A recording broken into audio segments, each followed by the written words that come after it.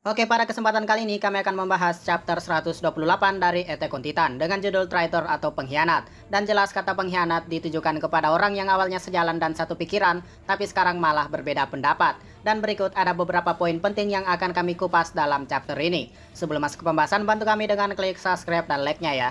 Oke, jadi mari kita mulai saja pembahasannya. Kita mulai dari judul Pengkhianat atau Traitor. Judul ini mengingatkan kami pada episode 6 season 2-nya, di mana saat itu Eren berteriak kepada Rainer dan Bertolt, dan mengatakan kepada mereka bahwa mereka adalah pengkhianat. Dan sekarang chapter 128 kata pengkhianat dijadikan judul. Jadi apakah pengkhianatnya tetap Rainer dan kawan-kawan? Sepertinya bukan. Jadi mari kita simpan hal ini untuk pembahasan terakhir pada video ini. Oke, lanjut. Jadi mari kita mulai dengan halaman pertama, di mana kita diberikan fakta menyenangkan atau mungkin fakta menyedihkan. Jadi menurut penglihatan Hanji di seberang lautan, para titan tembok yang dipimpin oleh Eren sudah berhasil meninggalkan pulau. Ini terbukti bahwa uap panas milik mereka sedang menyelimuti lautan. Tapi yang jadi pertanyaan, seberapa dalamkah lautan yang ada di Attack on Titan ini? Mengingat kedalaman lautan pastinya lebih dari 100 meter. Dan kita tahu kalau tinggi para titan yang digerakkan oleh Eren adalah setinggi tembok saja, yaitu 50 meter. Jadi apakah kedalaman lautan yang ada sebenarnya di dalam dunia Attack on Titan itu tak mencapai 50 meter? Sehingga ini masuk akal kalau para titan itu masih bisa bergerak dengan menginjak dasar lautan. Ataukah jangan-jangan para titan tersebut memang tenggelam dan lautan memang lebih dalam, namun mereka tetap bisa jalan karena berat tubuh mereka. Oke, untuk masalah itu nanti saja kita pikirkan, karena sejauh ini para titan tersebut tak diperlihatkan. Dan yang menjadi poin penting di sini adalah menurut prediksi Hanji, bahwa mereka sudah sampai di benua Marley dan mulai menghancurkan kota di bagian timur benua Marley. Yang artinya memang benar Eren bersama para titan tidak main-main dengan omongannya. Ia benar-benar ingin menghancurkan dunia luar tanpa tersisa sedikit pun, dan ini bukan gertakan. Berlanjut, untuk masalah kenapa pesawat yang akan digunakan untuk mengejar Eren masih belum dihancurkan oleh pasukan Jaegerist. Nah, inilah yang membuat kami bingung. Sejauh yang kami tahu kalau Floats bukan orang goblok yang tak memikirkan pasukan Armin dan Marley akan datang untuk menyerang. Tapi masalahnya pesawat itu masih belum juga dihancurkan. Mungkin bisa dibilang ini adalah plot armor yang baru setelah sebelumnya Levi di season 3 tak terkena satu kerikil batu sama sekali.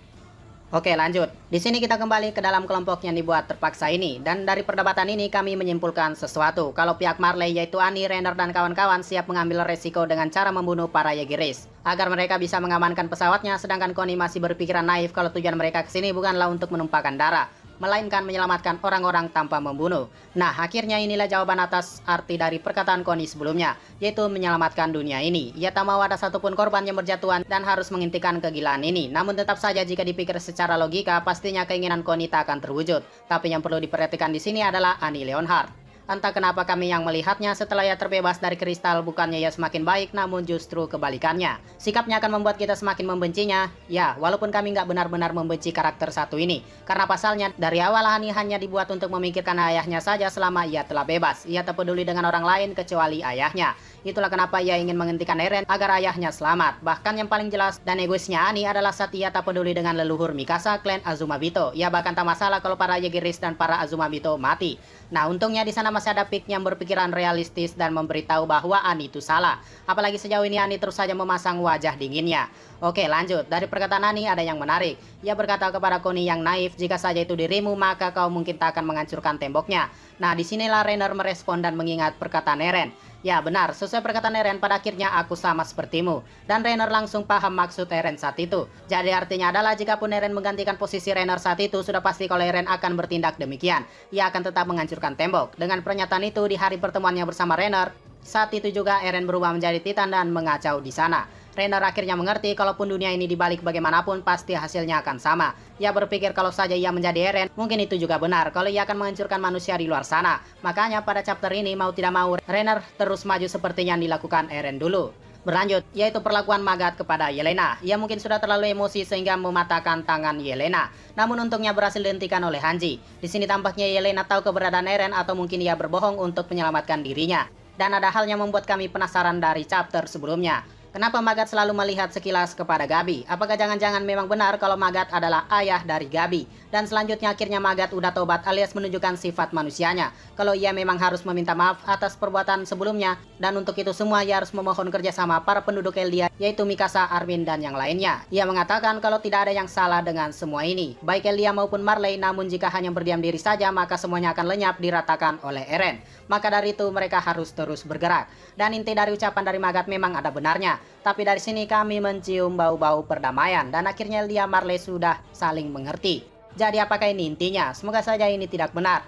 Karena yang membuat kami takut adalah setelahnya. Ya, setelah Eren tiada, entah omongan Magat masih konsisten atau tidak. Oke lanjut, jadi alasan kenapa Floats menahan Kiyomi dari klan Azumabito adalah karena mereka ingin memanfaatkan kepintaran klan Azumabito dalam hal untuk membuat teknologi seperti pesawat. Karena jika nantinya seluruh manusia di luar sana sudah bersih, maka Pulau Paradis akan menempuh hidup baru dan memerlukan teknologi nantinya. Berlanjut, ternyata misi mereka sudah dimulai. Armin dan Connie menjadi pembuka dari misi ini untuk meyakinkan Floats dan mengamankan pesawatnya. Dan ketika mereka menuju ke tempat pesawatnya, ada yang menarik. Ya, karakter lama yaitu Das dan Samuel akhirnya muncul kembali setelah mereka hilang tanpa jejak dan kabar selama cerita Attack on Titan ini berlanjut. Kita mulai dari Das. Das itu sangkatan dengan Armin dan yang lainnya. Ia juga merupakan kadet 104 yang mukanya lebih tua daripada yang lainnya.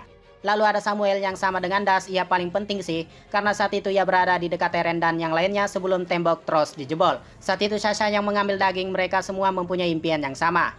Kalau saat mereka berhasil merebut tanah mereka kembali, maka mereka akan memperoleh makanan lagi. Dan saat itu Samuel terjatuh dan diselamatkan oleh Sasha akibat hembusan uap panas kolosal Titan. Dan sekarang Das dan Samuel muncul lagi dalam kelompok Jaegeris.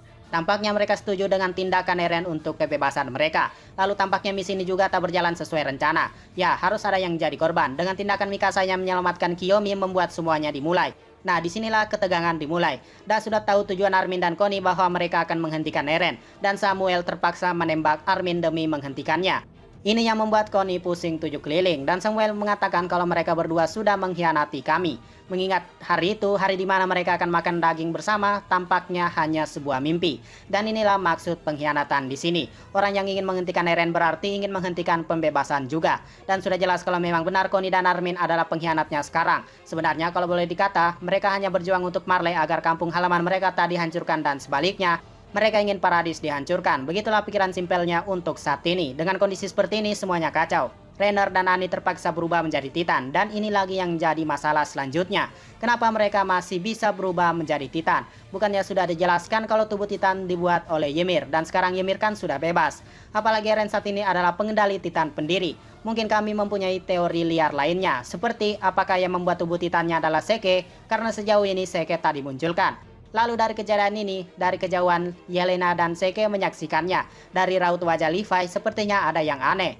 Apakah Levi masih memikirkan Seke ataukah ia dendam terhadap Annie setelah melihat wujud Titannya? Karena dulunya Annie lah yang membantai skuadnya. Dan akhirnya chapter ini ditutup oleh tindakan Connie yang terpaksa menembak Das dan juga Samuel untuk menyelamatkan dirinya dan juga Armin. Oke, jadi dari sini ada sedikit yang perlu dibahas. Sepertinya Samuel tidak benar-benar ingin membunuh Armin, karena ia hanya menembak bagian mulut Armin saja. Dan mungkin ia tahu kalau Armin adalah pewaris Titan, jadi tidak mungkin ia mati hanya karena itu. Maka dari itu, Das dan Samuel hanya mengancam Connie dan Armin dengan mengarahkan pistol ke arahnya. Tapi ya, sudah terjadi. Connie terpaksa dan sekaligus hari itu juga impian mereka takkan terwujud dan karena mereka berdua sudah mati.